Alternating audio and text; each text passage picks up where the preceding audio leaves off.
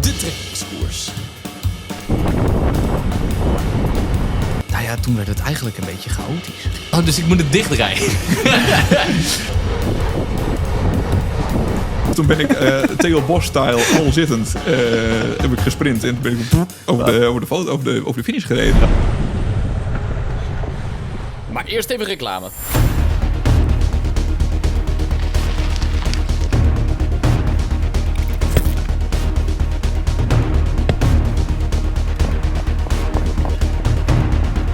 Op zondag 16 maart ben ik ergens in Nederland.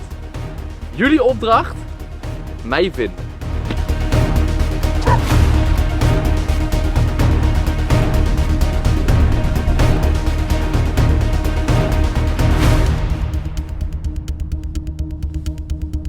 Iedereen kan je zien hoor, Douwe. Super Cycling Sunday. Vind mij en win hele gave prijzen van Shimano. Maar dan moet je me wel eerst vinden.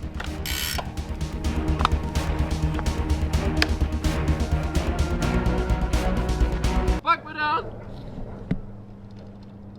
Kom dan! Dames en heren, ik ben dit jaar heel hard bezig mijzelf net een stukje beter te maken. Ja, je kan dat zien aan de video's die ik de afgelopen periode heb gepost. We hebben het gehad over mijn training, we hebben het gehad over voeding. En nu het seizoen is begonnen, yay, joepie, het seizoen is begonnen. Ja, dames en heren, Omloop het Nieuwsblad is geweest. Duiken er hier in Nederland en in België allemaal trainingskoersjes op. Nu ben ik uiteraard op trainingskamp geweest in Spanje. En daar heb ik gewerkt aan mijn techniek. Maar nu wil ik schaven aan mijn koerstactiek. Ik zou niet liegen, ik ben nooit een tactisch grootmeester geweest in het peloton. Ik ben in 2017 begonnen met de wedstrijdsport. In 2018 reed ik de stenen uit de straat, maar ik heb het toen niet voor elkaar gekregen om een wedstrijdje te winnen. En dat komt grotendeels omdat ik gewoon niet zo heel goed het spelletje kan spelen. Ik bedoel het spelletje wielrennen, hè? Wedstrijden winnen. Aan mijn benen ligt het niet. En nu ik de afgelopen 3 jaar eigenlijk vooral gravelkoersen rijd, waarbij ik, laten we eerlijk zijn, grotendeels alleen maar moet volgen, leer ik eigenlijk het spelletje wielrennen niet meer. En daar baal ik best wel van. Want het is natuurlijk hartstikke leuk om te proberen een wedstrijdje te winnen. Maar als je nooit in die positie zit, dan ga je het ook nooit leren. En ik denk persoonlijk dat voor mij hier het meeste te halen valt. Behalve voeding. Behalve voeding. Mensen, die video, ga die kijken. Veel meer ontbijten. Veel meer ontbijten. Maar ik zat de afgelopen seizoenen eigenlijk nooit voorin in een gravelkoers. En dat komt gewoon omdat ik het spelletje van het positioneren en van het naar voren rijden, dat doe ik gewoon te weinig. Daar kom ik te weinig aan toe. En de enige manier om dat echt te trainen is door wedstrijdjes te rijden. En eigenlijk wedstrijdjes op de weg. Een oude liefde. Oude liefde roest niet, hè, zeggen ze. Een ander ding wat je niet doet in gravelkoersen is echt rijden op snelheid. Ik heb nog nooit een gravelkoers gereden waarbij het 40 gemiddeld ging. En eigenlijk rijden alle wegwedstrijdjes boven de 40 gemiddeld. En daar, ja, ik kan je dit heel moeilijk uitleggen. Ik denk dat alleen mensen die wedstrijdjes fietsen dit snappen, maar je hebt een bepaalde soort aanzet, een bepaalde soort scherpte nodig in een wegwedstrijd die je in gravel niet hebt. Een wegwedstrijd is veel meer aan, uit. Aan, uit. En een gravelwedstrijd is veel, dan haal je die toppen eraf en de dalen er wat meer af. En hier wil ik dus verandering in gaan brengen. Dus toen ik naar de kalender ging kijken van de trainingskoers dit jaar, viel mijn oog al heel snel op een hele belangrijke. Anderen 4. Maar daarvoor had ik wel een fiets nodig. En ik moet eerlijk zeggen, ik heb eigenlijk al 6 maanden niet op een racefiets gereden. Bedankt hè. Hey, doe hè. Yo.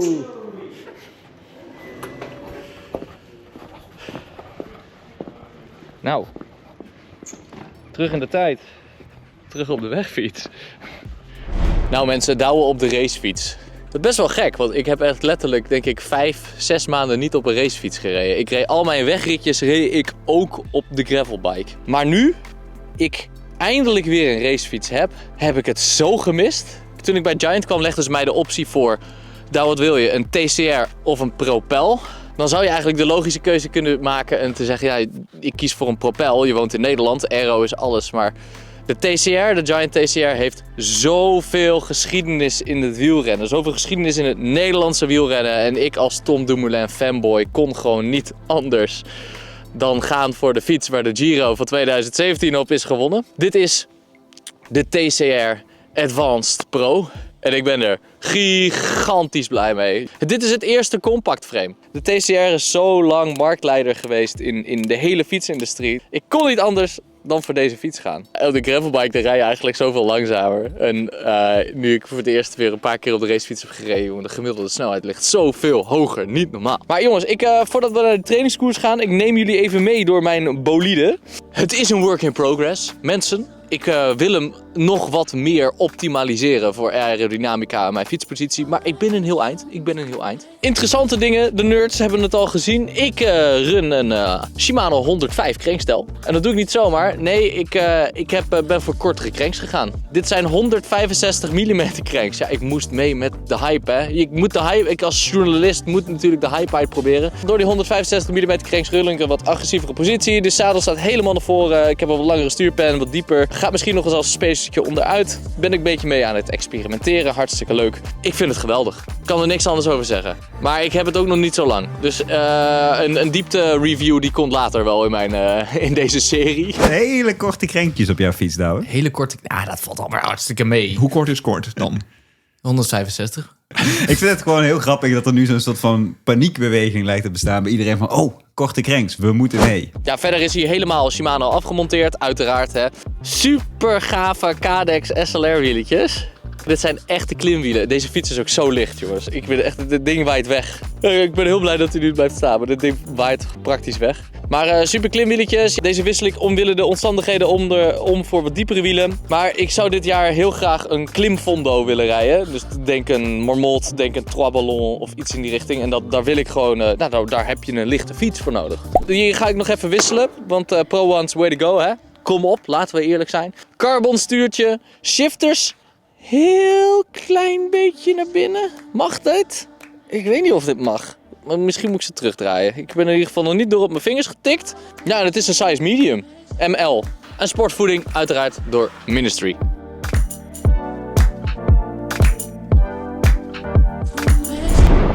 Zo, het is de dag. Anderen 4. En ik sta op de startlijst. Als enige elite. Dus ik heb in ieder geval gewonnen. In Dekker 1. Enige elite. Dus op de opkomende dagen is binnen. Maar mijn podcast-hostgenoot, Berend Slachter, die staat ook aan de start. Ik wil wel even kijken of we hem zo goed mogelijk kunnen helpen. Wij reden samen Anderen 4. Ja. En Berend heeft in de podcast gezegd, ik leef voor de trainingskoers. Ja, ik piek echt altijd naar deze periode toe. Ik snap dat heel goed, hoor. Dit zijn eigenlijk de leukste wedstrijden die er zijn. Ja. Dus ook wel echt dit is wel een rondje. Zo mooi krijgen wij het als amateurs eigenlijk het hele jaar niet meer. Dus, heel mooi omlopen eruit. Er was appcontact. Ja, ik had een plan. Ik weet hoe dit soort koersjes worden gereden. Iedereen rijdt alleen maar achter elkaar aan. En uiteindelijk blijven de sterkste over. Of wordt het een sprint. We moeten misschien iemand anders introduceren, want die heeft echt gewoon een sleutelrol in dit verhaal. Dat is Wieger van der Wier. Sorry Wieger dat ik je nu op het groot publiek, maar Wieger die rijdt hier al jaren mee. Ja, ook een tijdrijder. Hè? Een van de beste tijdrijders van Nederland, ja, absoluut. Ja. Meermaals Nederlands kampioen. Maar ja, die rijdt alles dicht. Ja. Als hij er niet bij zit, je moet hem wel mee hebben. Je hebt van die renners en die moet je in je kopgroepje hebben. Anders lukt het niet. Wordt het hem niet. We hadden van tevoren een beetje een plannetje al. Hè? Want jij weet dat ik graag wil rijden. En jij had jezelf een soort van knechtenrol toebedacht. Want jij dacht, ik ga gaatjes dichtrijden en ik ga zorgen dat Wieger niet ontsnapt. Ja, als Wieger weg is en jij zit niet mee, dan rijd ik het dicht. Ja. En als jij wel weg bent en Wieger zit niet met wat niet kan, maar dan rijd ik het niet mee. Precies, ja. Je reed echt een beetje in dienst ook. Ja. Nou ja, dan ziet de start er zo uit dat je dus met z'n allen aan de start gaat staan. Eerst duurt het natuurlijk super lang voordat je een keer weg mag, maar dat hoort erbij. Hè, bij dit soort wedstrijden. Er allerlei onduidelijke dingen gebeuren om je heen. Er moet er nog een auto langs en dan vervolgens mag je weg. Van nou, doe maar dan. Ja, dus we mochten weg en dan is het gelijk koers.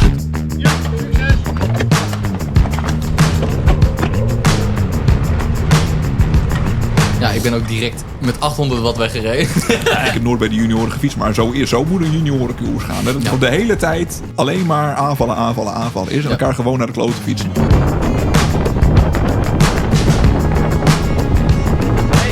Dit vind ik dus ook het mooie aan de trainingskoers. Je kan precies de coureur zijn die je wilt zijn. Want het maakt niet net uit. niet uit. Dus als jij denkt, vandaag wil ik vanuit de start aanvallen, dan kun jij vandaag, als je 5 uur in een auto hebt gezeten naar een koers, dan word je heel voorzichtig en dan denk je, Ja. als ik het maar niet verpest, alleen iets doms doe. In een trainingskoers is iets doms doen prima.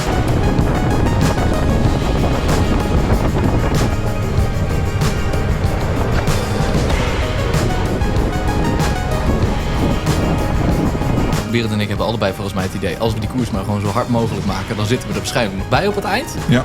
Dus wij hebben de eerste ronde het geprobeerd op de kant te zetten nog.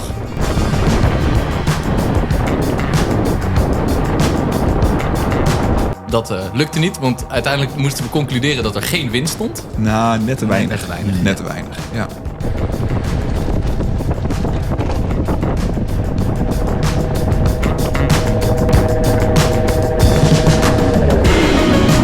Nou ja, toen werd het eigenlijk een beetje chaotisch. Ja, en op zich het was natuurlijk super hè, dat jij zei van ik ga gewoon gaatjes dichtrijden. Het mooie was dat eigenlijk iedereen dat deed voor iedereen. Ja. Het bleef gewoon de hele tijd. Als je niet voor mij had geknecht, dan was het ook goed geweest. Want er was er ook wel iemand anders geweest die gewoon daar wel weer achteraan was gesprongen. Zo gaan dit soort wedstrijden heel vaak. Hè? Dat iedereen zo bang is om er niet bij te zitten dat er eigenlijk niks gebeurt.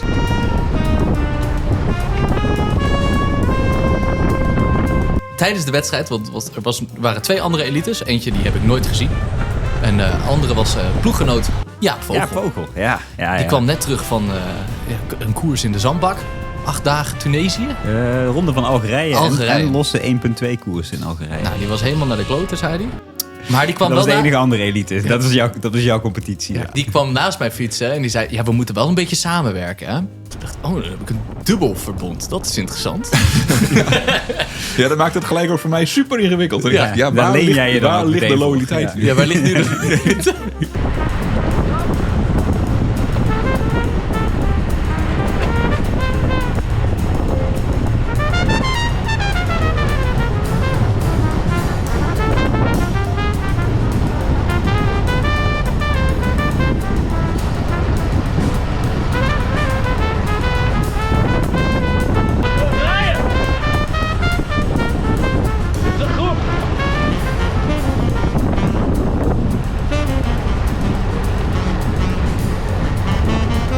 Ja, Jaap en ik waren ook een beetje om de beurt aan het aanvallen. Om te kijken of dat werkt. Maar ja, wij zijn de enige 2 elite-renners. En dat weet de rest ook. Dat ging niet lukken. Nou, er werd heel veel gesprongen. Er werd heel veel niet echt met een plan gereden uiteindelijk. Nee.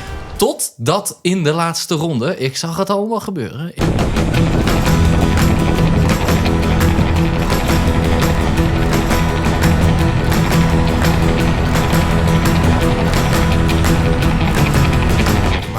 Ik zorg ervoor dat het zo hard mogelijk werd. Ik probeer op het laatste stuk met wind open, waar de wind een beetje vrij speelt, was het heel hard. En dan opeens doe ik helemaal niks. Het is natuurlijk gewoon één grote baas. Ja, het is één grote zwarte sterretjes zien, rode vlekjes. Andere lokale held, allemaal tijdrijders trouwens, Albert Vries. Oh, Albert Vries, ja. Die reed weg met jou in het wiel. En Wieger die reed naast mij op kop. En die ging als een bezetene aan natuurlijk. Ja.